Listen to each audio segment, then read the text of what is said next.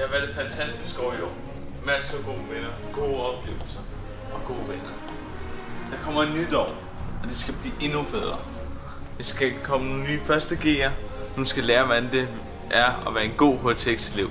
Og derfor har jeg brug for dig som tutor til mit projekt om at gøre skolen bedre. Så se den video og se hvorfor. Tutorerne har gjort, at vi har fået et fantastisk sammenhold i vores klasse. At vi alle sammen kan snakke sammen, og alle sammen er gode venner. Sådan en rigtig godt klassesammenhold. De hjælper os med at lære andre fra klassen at kende lidt bedre, så det ikke var så akavet.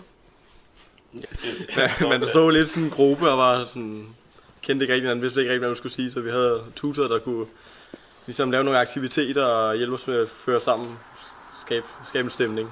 Jeg synes, det var super fedt at have en tutor, da vi skulle til SO-eksamen, fordi der var ikke rigtig nogen af lærerne, der kunne forklare, hvad det handlede om. Og sådan, så kom Knud og Cecilie og forklarede, hvad det var, og viste deres sådan oplæg, og så vi så når det.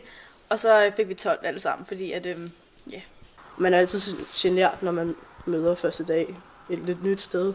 Så det er, sådan, det er meget godt at sådan have nogen, man altid kan gå til, og sådan, hvor man også lærer nye folk at kende og sådan noget.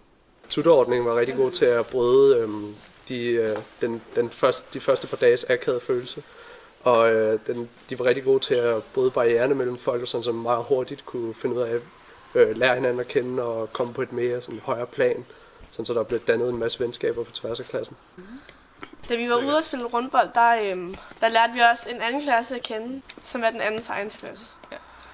Det var rart nok, der var nogen, som egentlig brød isen for os, og det var ikke bare fordi, der var en person i klassen, som ligesom blev leder og satte det hele i gang, men der var nogle udefrakommende, som kom og sagde, nu laver vi det her, og så har I bare kunne lide det.